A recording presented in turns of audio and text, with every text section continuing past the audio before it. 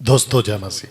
प्रभु यीशु मसीह के नाम में आप सभी का बहुत बहुत स्वागत। दोस्तों, एक अच्छे टॉपिक के साथ इस वक्त मैं आपसे बात करने जा रहा हूं। आप जानते हैं कि हम जी रहे हैं 21वीं सदी में, एक ऐसी सदी जहां सबसे ज्यादा भेड़ियों का यानी कि गलत शिक्षाओं का बाजार लगा हुआ है। मेगा चर्चों में ऐसी गतिविधियां बहुत देखी जाती हैं जो परमेश्वर के वचन के बिल्कुल विपरीत अपोजिट चलती है, हटकर चलती है। और इसको हम आज सोशल प्लेटफॉर्म पे फेसबुक, यूट्यूब, इंस्टाग्राम पे खूब देख सकते हैं।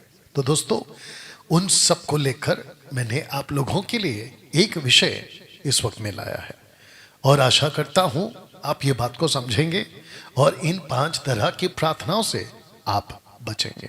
सबसे पहले थंबनेल और पोस्टर आपने देख लिया होगा जहां पे बिल्कुल साफ लिखा है कि ये 5 प्रार्थना कभी भी मत करना। जी हां, कभी भी मत करना। ओके, अब मैं उसको एक साथ आपके बीच में पहले रख देता हूं कि वो 5 तरह की प्रार्थना जो आपको नहीं करनी है वो क्या क्या है।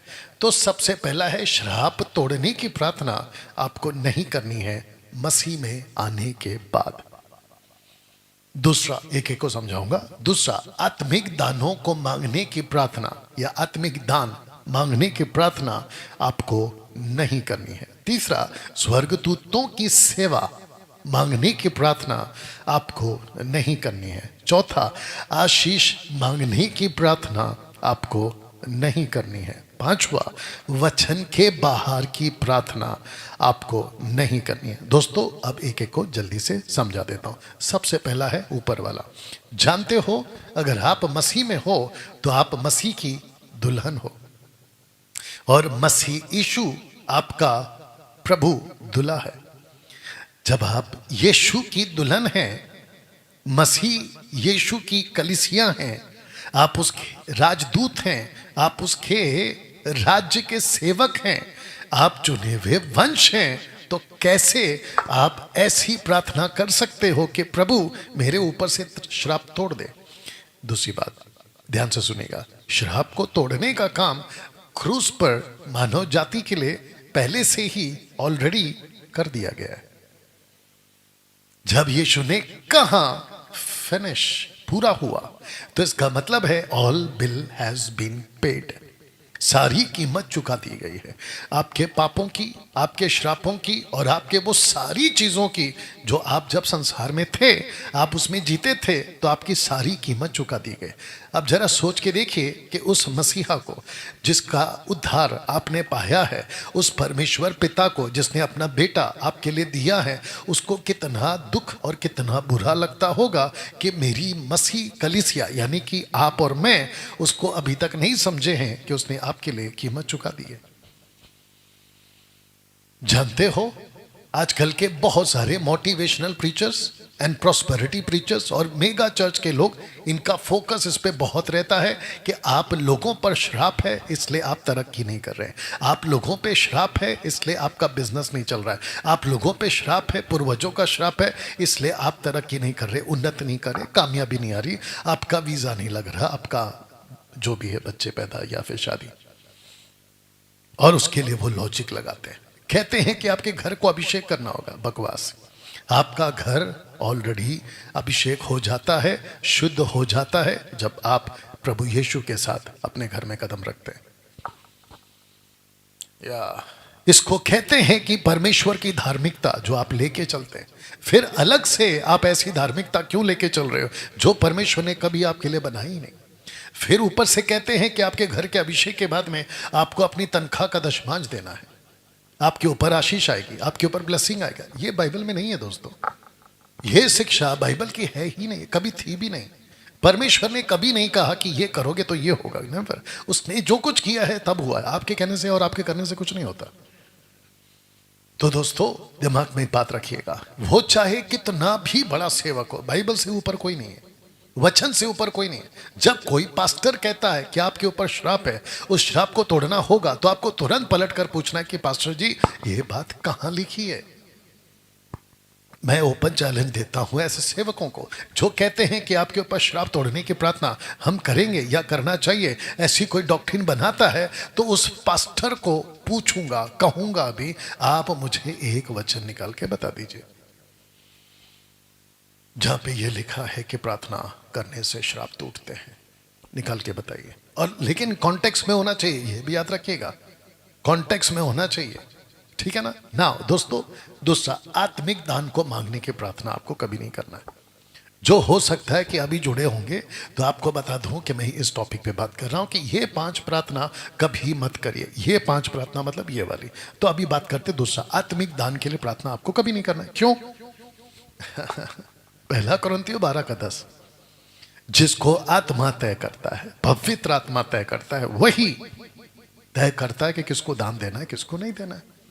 मिनिस्ट्री परमेश्वर की है, सेवा परमेश्वर की है, वचन उसका है, सब कुछ उसका है, उसने आपको रखा है। और जब उसने आपको रखा है तो वो तय करेगा ना आपको क्या देना है क्या नहीं देना है।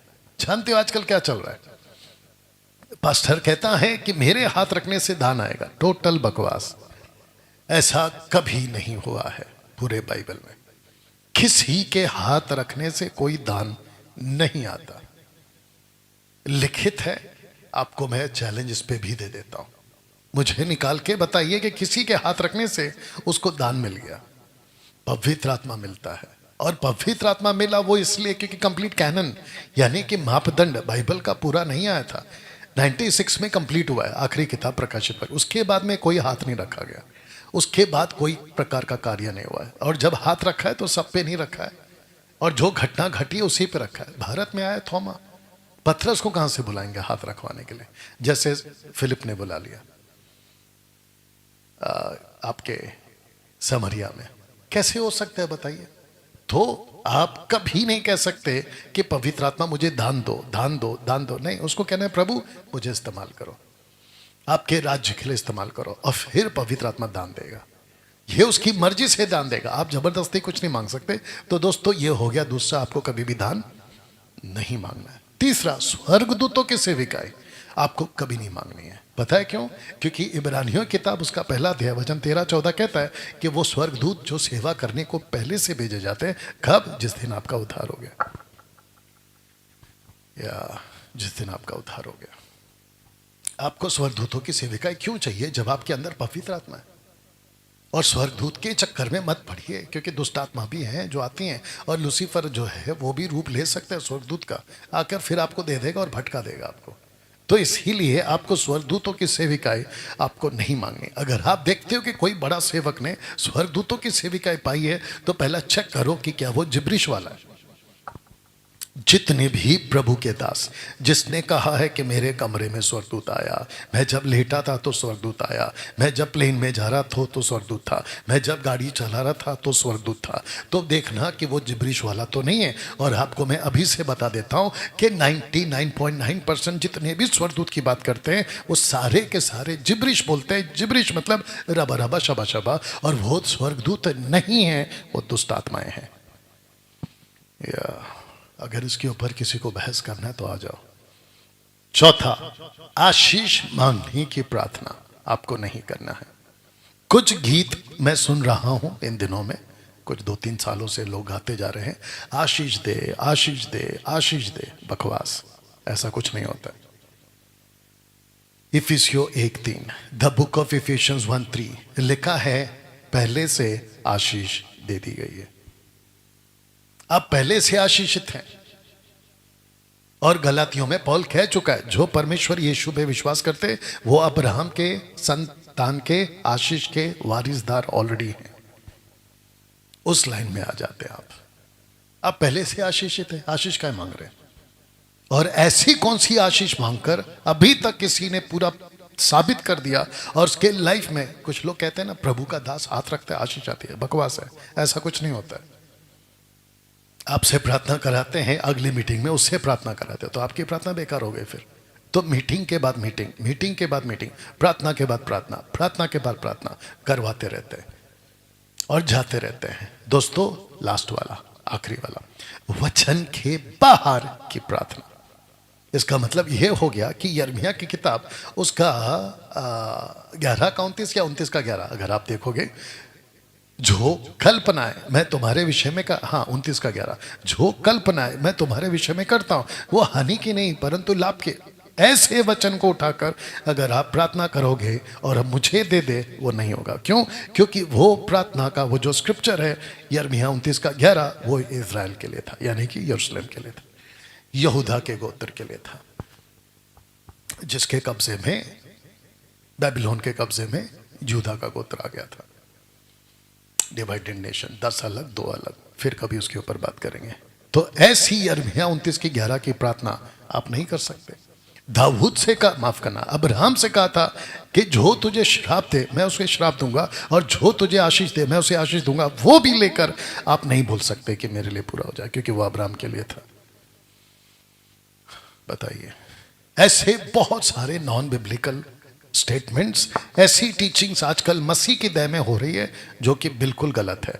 कहते हैं कि जो एलीशा के ऊपर आत्मा आया, एलिया का ऐसी प्रार्थना करो आप पे भी आएगा, वचन के बाहर है वो, क्योंकि वो एलीशा और एलिया तक निपट गया। मूसा के 70 पुरनियों के ऊपर जो मूसा की आत्मा को लेकर उनको दिया, ऐसी प्रार्थना आप नहीं कर सकते क्योंकि वो वहां निपट गया। इसको ऐसे भी कह सकते हैं कि आप डॉक्टर के पास जब जाते हो तो डॉक्टर आपको प्रिस्क्रिप्शन लिख के देता है चिट्ठी पे और कहता है कि मेडिकल शॉप से जाके ले लेना। वो चिट्ठी मेडिकल शॉप वाले के पास में जमा होती रहती है और उसके पास एक बहुत बड़े थैले में बहुत सारे प्रिस्क्रिप्शंस की चिट्ठियां पड़ी हुई है। तो एक बुद्धिमान आदमी, विचित्र टाइप का बुद्धिमान आदमी कहता है मैं डॉक्टर के पास क्यों जाऊं, मैं सीधा मेडिकल शॉप में जाता हूं और उसको कहता हूं कि चिट्ठियों के ढेर में से एक चिट्ठी उठाकर मुझे उसमें जो लिखा दे देना, मेरा इलाज हो जाएगा। नहीं होगा, पहले से ज्यादा बीमार होगा। तो आजकल लोग क्या कर रहे हैं ना, वचन को में से आंख बंद करके एक पर उंगली रखते हैं और कहते हैं ये मेरे लिए। गलत प्रिस्क्रिप्शन है वो आपका। दोस्तों आपको बता दूं कि कुछ बाइबल के वचन जिसकी समय सीमा समाप्त हो चुकी है, जो लिखा था वो समाप्त हो चुका है, जो समाप्त हो चुका है उसको उठा के आज अपने ऊपर लागू मत करिए। यीशु बैतलहम में थे, अब नहीं है। यीशु नासरत में थे, अब नहीं है।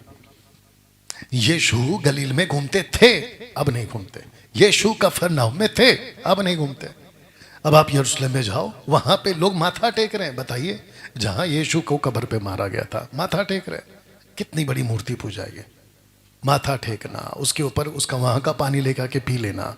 और कुछ लोग तो ऐसे भी हैं जाके यरदन में फिर बपतिस्मा लिए। भारत में तो लिए थे, वहां जाके फिर लिए। कितनी बड़ी बकवास है ये, वचन के बाहर। तो दोस्तों इस टॉपिक पे ये वीडियो बनी है कि ये 5 प्रार्थना कभी मत करिए। कौन सी? ये वाली, श्राप को तोड़ने की प्रार्थना मसीह बनने के बाद नहीं करना है। आत्मिक दानों की प्रार्थना मांगने की नहीं करना है। स्वर्गदूतों की सेवा सेविकाई नहीं मांगना है। आशीष की प्रार्थना नहीं करनी है। वचन के बाहर किसी भी प्रकार का वचन उठाकर मुझ पर लागू हो, ऐसा आपको नहीं करना है। चलिए दोस्तों, इसी पोस्टर के साथ इस वीडियो को समाप्त करता हूं। खूब शेयर करिए, एजुकेट बनिए, नहीं तो भटके जाओगे। मसीह में आने के बाद भी आप अपना आनंद काल का जीवन खो दोगे। मिलते हैं अगले वीडियो के साथ। प्रभु आपको आशीष दे। God bless.